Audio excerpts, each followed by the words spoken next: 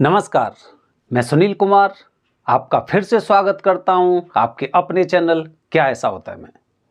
दोस्तों, अब तक आप समझ चुके होंगे कि जब कुंडली में काल सर्प दोष होता है ना, तो उसके लिए त्र्यंबकेश्वर तो सर्वश्रेष्ठ स्थान है ही है। क्यों है? आज हम पूरा इस चीज पे विचार विमर्श करेंगे और कुछ ऐसे तथ्य हम निकाल के लाए हैं जिनसे आपको भी बताएंगे। काफी लोग कहते हैं ना, अपने घर के आसपास ही पूजा करा ली, अपने घर में ही पूजा करा ली, किसी भी घाट पर बैठकर पूजा करा ली। हम उन सब चीजों का ना आज एक डीएनए टेस्ट करेंगे। हम ये देखेंगे कि कुछ तो वजह होगी जिसकी वजह से त्र्यंबकेश्वर को यह वरदान प्राप्त है। कौन सी वजह है? चलो देखते हैं। छोटे से वीडियो के माध्यम से प्रयास करेंगे आपको बहुत अच्छी तरह से समझाने की, आपको बहुत अच्छी तरह बताने की कि त्र्यंबकेश्वर ही क्यों है। दोस्तों, पूरे भारत में 12 ज्योतिर्लिंग हैं।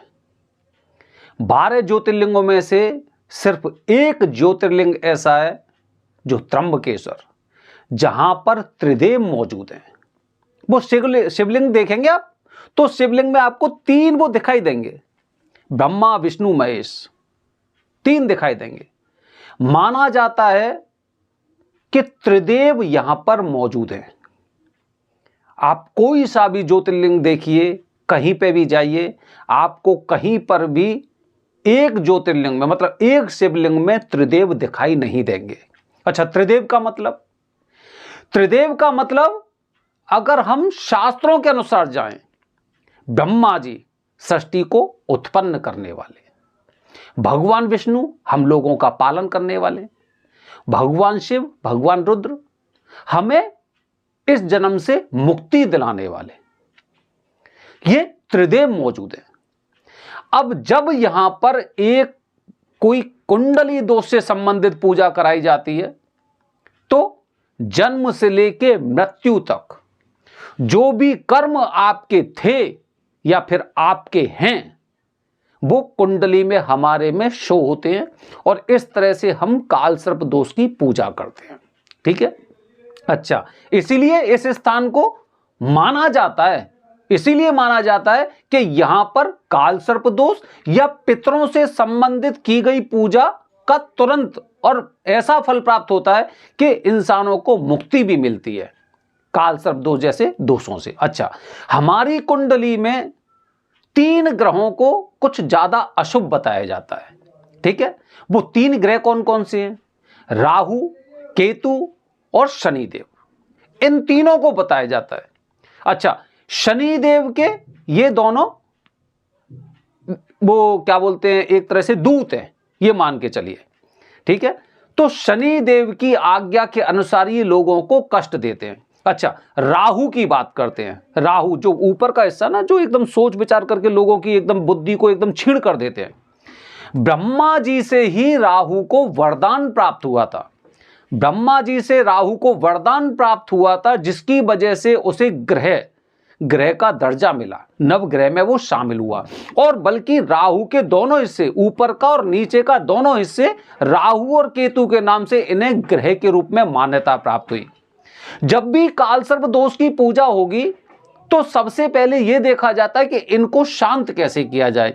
राहु के लिए ब्रह्मा जी या माता सरस्वती, केतु के लिए भगवान गणपति की पूजा, और पूजा कहां पे होनी चाहिए? ज्योतिर्लिंग में। तो ये तीनों की तीनों जो बातें थी वो यहां पे मैच कर रही हैं। इसीलिए हम ये मानते हैं कि यहां पर काल सर्प दोष से मुक्ति मिलती है। ठीक है? पहली बात। अच्छा, दूसरी वजह दोस्तों क्या है? दूसरी वजह यह है कि आप गौतम ऋषि के इतिहास को पढ़ना। गौतम ऋषि की नगरी के रूप में त्र्यंबकेश्वर को माना जाता है। अब गौतम ऋषि को गौ हत्या का पाप लगा, गौ हत्या के पाप से उन्हें मुक्ति यहीं पर मिली। ठीक है? गौ हत्या के पाप से मुक्ति इसी क्षेत्र में मिली थी। इसीलिए माना जाता है कि जो गौतम ऋषि थे, गौतम ऋषि का जब जन्म हुआ था ना, तभी ऐसा उनकी कुंडली में विधान था ऐसा ये योग था कि इन पर गौ हत्या का पाप लगेगा, गौ हत्या का इन पर पाप लगेगा। ऐसा कुंडली पहले से ही डिसाइड होती है, पहले से ही निर्धारित होती है। भगवान श्री राम का जब जन्म हुआ था तो ऋषि मुनियों ने पहले से ही बता दिया था कि ये 14 वर्ष के वनवास में रहेंगे, पहले से जानकारी थी। इसी तरह से कुंडली ने बताया ना 14 वर्ष का वनवास, इसी तरह से इनकी कुंडली में था कि इन पर गौ हत्या का पाप लगेगा। और उस पाप से मुक्ति कहां मिली? त्र्यंबकेश्वर में। आप जितने ऋषि मुनि देखना, उनके बारे में जानने का प्रयास करना कि इन पे अगर कोई इस तरह का दोष लगा है तो उस दोष से मुक्ति कहां मिली है। उनमें सबसे पहले गौतम ऋषि का नाम ही आएगा कि इनको इस तरह का दोष लगा था और इनको इसी स्थान पर मुक्ति मिली, उस दोष से मुक्ति मिली। तो तब से जब इनको दोष से मुक्ति मिली तो भगवान शिवजी प्रकट हुए थे और भगवान शिवजी से गौतम ऋषि ने वरदान प्राप्त किया था कि आप त्रिदेव के रूप में यहां पर उपस्थित रहें।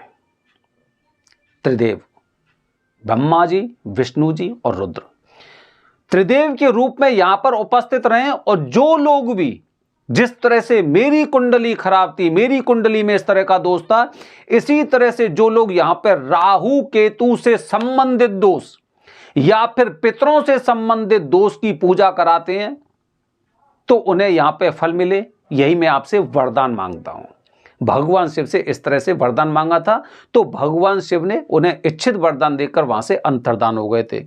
तभी ऐसा नहीं कि त्र्यंबकेश्वर में आप मंदिर में पूजा करेंगे तभी पूजा सफल होगी। मंदिर के 500 मीटर की दूरी पर, मंदिर की 500 मीटर की दूरी पर जब आप पूजा करवाते हैं तो पूजा के आपको उचित परिणाम मिलते हैं और काल सर्प दोष से मुक्ति मिलती है। ठीक है, 2 वजह हो गई। तीसरी वजह दोस्तों, तीसरी वजह यह होती है कि आपने सुना होगा दक्षिण की गंगा के रूप में गोदावरी नदी, गोदावरी को गुप्त गंगा भी बोलते हैं। आप जैसे संगम पे जाइए, प्रयागराज, हरिद्वार जाइए, गंगा जी दिखाई देंगी, घाट दिखाई देंगे, यहां से वहां तक घाट भरे हुए हैं। गोदावरी माता ऐसे नहीं है, ये कहीं कहीं पे आपको दिखाई देंगी, थोड़ी सी दिखाई देंगी फिर एकदम गुप्त हो गई, थोड़ी सी दिखाई देंगी फिर गुप्त हो गई, इस तरह से दिखाई देंगी। ऐसा कोई घाट नहीं है जहां पे आप गोदावरी उस नदी में स्नान कर सकें जैसे हम हर जगह देखते हैं। अच्छा, यहां पर एक कुसावर्त कुंड है, जैसे तीर्थराज कुसावर्त बोलते हैं, और गोदावरी माता का वो कहते हैं ना, वो उद्गम, ये मान के चलिए कि वो स्थान वही है कि गोदावरी माता उस कुंड में मिलती हैं। तो उसके चारों ओर वो बना रखा है, उस पर घाट बना रखे हैं, तो वहीं पे आप स्नान कर सकते हैं। ऐसा नहीं कि यहां से वहां तक नदी है, उज्जैन में जाएंगे, शिप्रा नदी कितनी बड़ी है, इधर भी घाट उधर भी घाट, इधर भी स्नान कर रहे हैं उधर भी स्नान कर रहे हैं, ऐसा नहीं है। यहां पे कुसावर्त कुंड है।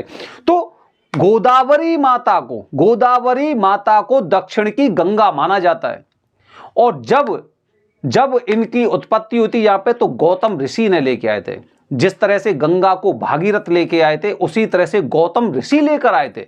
कहां से लेके आए थे? त्र्यंबकेश्वर से ही ये नदी निकलती है। यहां पे आप देखेंगे ब्रह्मगिरी पर्वत है, एक ब्रह्मगिरी पर्वत है और एक क्या बोलते हैं ये ब्रह्मगिरी पर्वत है, दूसरा नीलगिरी पर्वत है। ठीक है, तो नीलगिरी में नीलंबिका माता है, वहां पे जो सब का कल्याण करती रहती हैं, और ब्रह्मगिरी पर भगवान शिव मौजूद हैं। और माना जाता है इसी पर्वत से गोदावरी माता का उद्गम स्थान है, ये यहां से आई थी और फिर पूरे त्र्यंबकेश्वर को पवित्र करती करती फिर आगे निकल गई दक्षिण की तरफ, और इन्हें दक्षिण की गंगा माना जाता है। तो जहां से गंगा माता का उद्गम हुआ है, जहां पे ऋषि गौतम ऋषि को वरदान प्राप्त है और जहां पे तीनों देव मौजूद है वहां पे, तो इससे ज्यादा प्रमाण आपको कोई मिल ही नहीं सकता। दोस्तों, एक अनोखा ऐसा ज्योतिर्लिंग जहां पे त्रिदेव मौजूद है। यहां के शिवलिंग को जब आप देखेंगे तो आप खुद सोचेंगे ये किस तरह का शिवलिंग है। जमीन के अंदर की तरफ बना हुआ शिवलिंग है, जहां पर 3 आपको पिंडियां दिखाई देंगी, छोटी छोटी सी, एक ही पिंडी में 3। ब्रह्मा विष्णु महेश माना जाता है, इसीलिए यहां पर पितरों की पूजा भी बताई गई है। और पितृदोष की पूजा का यह सर्वश्रेष्ठ स्थान है। पितृदोष पूजा का और कालसर्प दोष पूजा का ये एक निश्चित स्थान है कि यहां पे आके तो मुक्ति मिलनी ही है। अच्छा, काफी लोग जो श्राद्ध होते हैं, श्राद्ध को पितृदोष से दोनों को एकदम जोड़ लेते हैं। वो जानकारी मैं आपको दूंगा, वो दोनों पूजा अलग अलग होती है। लेकिन हम इस तथ्य पर पहुंच चुके हैं कि कालसर्प दोष के लिए त्र्यंबकेश्वर मुक्ति देने वाला क्षेत्र है, ऐसा हमने शास्त्रों में भी देखा है। और हमने जब इस पूरे इसका हमने कहते हैं ना एकदम चर्चा वगैरह की, मतलब अध्ययन किया, तो हमें यही चीज प्राप्त हुई। दोस्तों, आगे से हम प्रयास कर रहे हैं, क्योंकि काफी लोग ऐसे होंगे जो त्र्यंबकेश्वर नहीं पहुंच पाते, या फिर त्र्यंबकेश्वर पहुंच जाते तो उनके पास पैसे नहीं होते। ठीक है, अब हम अपने चैनल के माध्यम से प्रयास करेंगे कि हर गरीब इंसान जो पैसे की कमी से यहां पे पूजा नहीं करा पाता है, वो हमारे दिए गए नंबर पर संपर्क करे। हम प्रयास करते हैं ऐसे लोगों की हर प्रकार की पूजा कराने की। बस चाहिए आपका साथ। बने रहिए हमारे चैनल के साथ, लोगों तक फॉरवर्ड करिए इस वीडियो को। आने वाली वीडियो में दोस्तों बताने जा रहा हूं, जो आप लोग ना बार बार इतनी भयंकर गलतियां कर रहे हैं ना, ये बहुत गलत है। देखिए कौन सी गलतियां हैं। हर हर महादेव।